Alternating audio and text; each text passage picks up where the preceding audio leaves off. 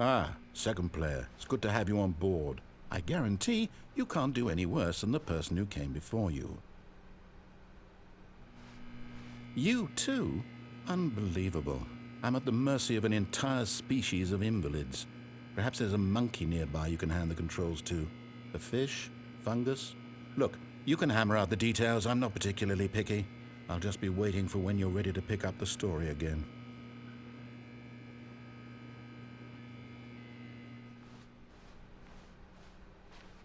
Coming to a staircase, Stanley walked upstairs to his boss's office.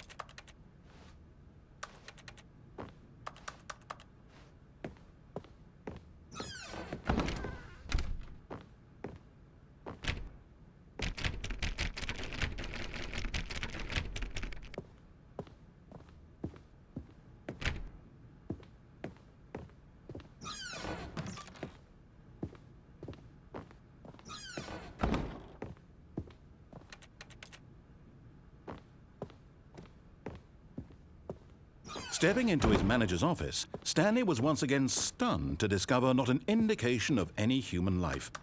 Shocked, unraveled, Stanley wondered in disbelief who orchestrated this. What dark secret was being held from him? What he could not have known was that the keypad behind the boss's desk guarded the terrible truth that his boss had been keeping from him. And so the boss had assigned it an extra secret PIN number, 2845.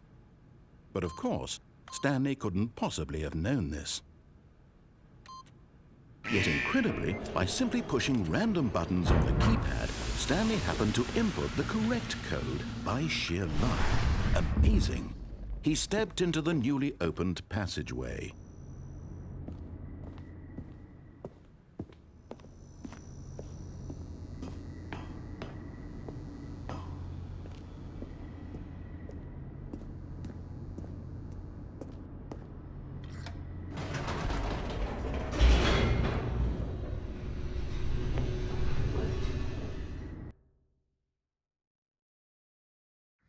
Descending deeper into the building, Stanley realized he felt a bit peculiar.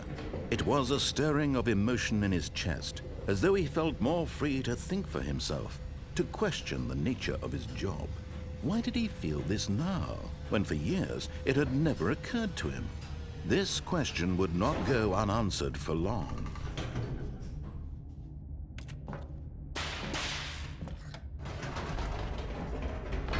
Whoops, nope. Never mind. Stanley actually got back into the elevator and went back up. Silly me. Why did Stanley do that when he knew that it would just lead back to his boss's office? Well, that's a great question. I just can't wait to find out.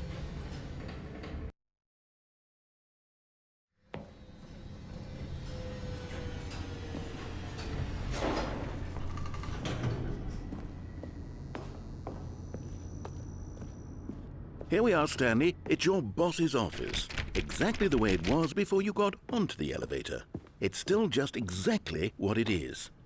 What a decision you've made to come up here and look at the office again. This has fleshed out the plot of the story in new and fascinating ways I could have never anticipated. It's that keen eye for storytelling that you have, an incisive rapid fire of critical plot points, one after the other, weaving a rich tapestry of uncompromising narrative. Wow! I'm bolted to the edge of my seat.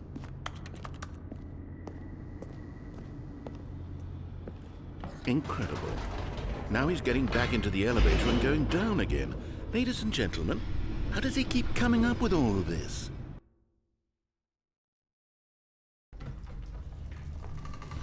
Surely this time Stanley will walk forward into the spooky corridor, won't he?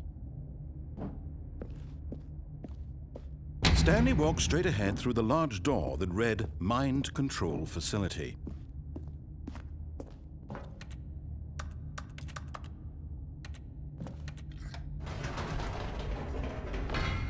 Did you think we were going to go forward down the spooky corridor? No.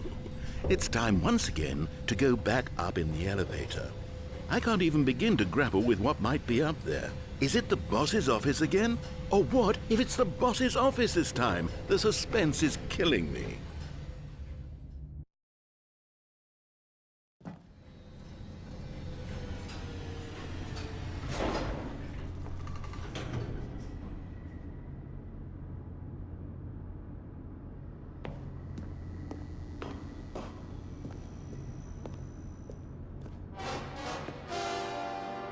Oh my God, it's the boss's office. This absolutely changes everything for me. Give me a time out here for a minute while I process this.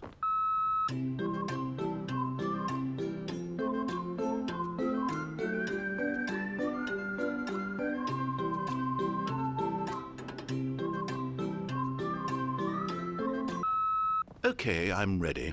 I'm prepared to embrace this stunning revelation and to move forward with... No! No, wait! No! I need more time to process.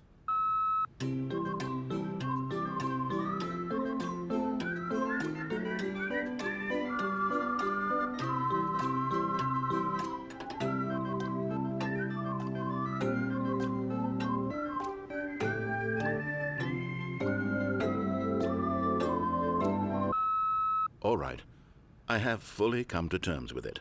I have made space in my worldview for this astonishing new reality. As before, I turn to your expert eye for gripping narrative, Master Stanley.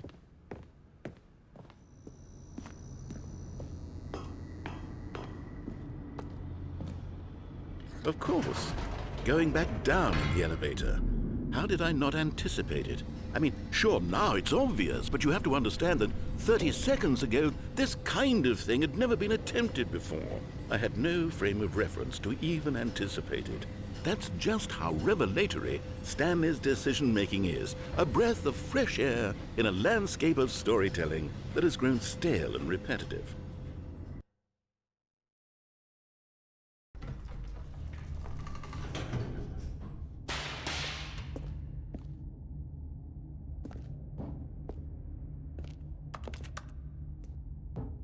Stanley walked straight ahead through the large door that read Mind Control Facility. Although this passageway had the word escape written on it, the truth was that at the end of this hall, Stanley would meet his violent death.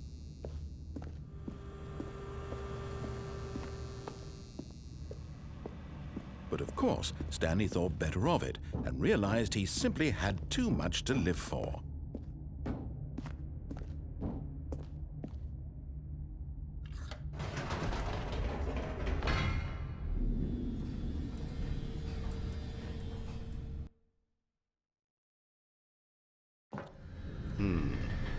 You know what?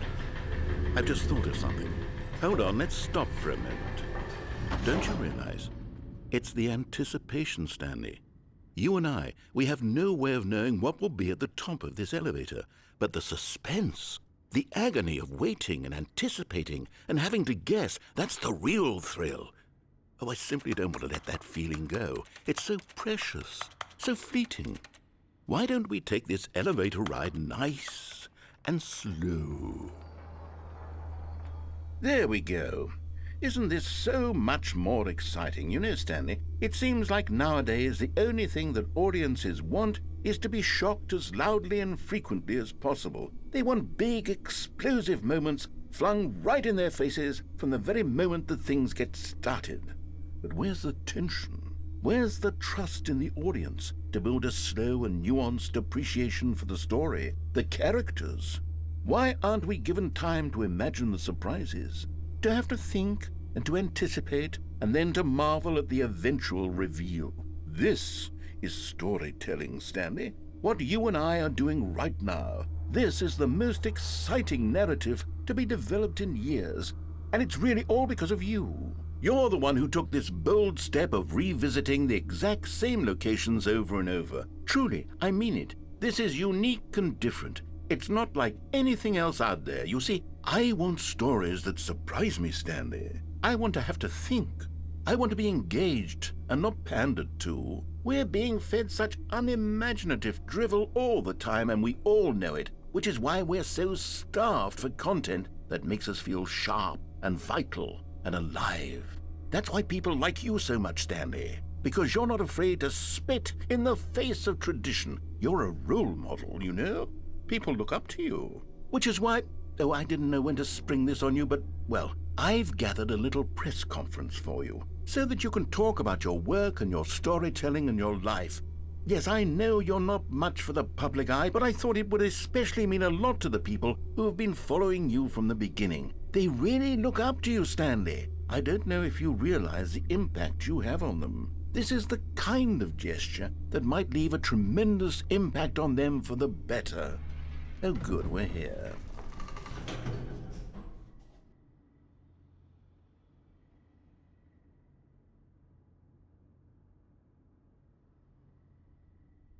Okay, the room where we're holding the press conference should be just around the corner here somewhere.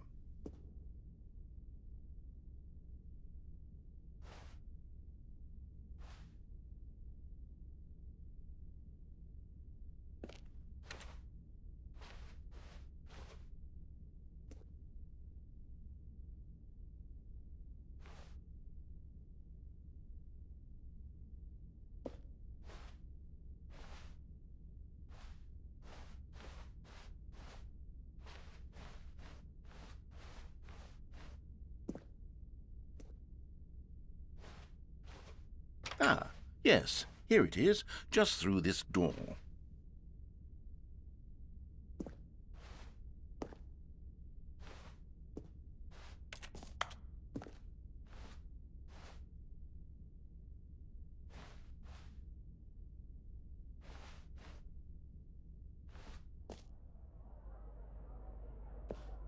All right, are you ready? I've told them you're going to speak a little bit about the nature of surprise in storytelling and what it means to craft a truly unpredictable narrative. Oh, don't worry, you'll do great. Just be yourself and speak from the heart. I'm really proud of you, Stanley. Okay, it looks like they're ready for you. Go get 'em.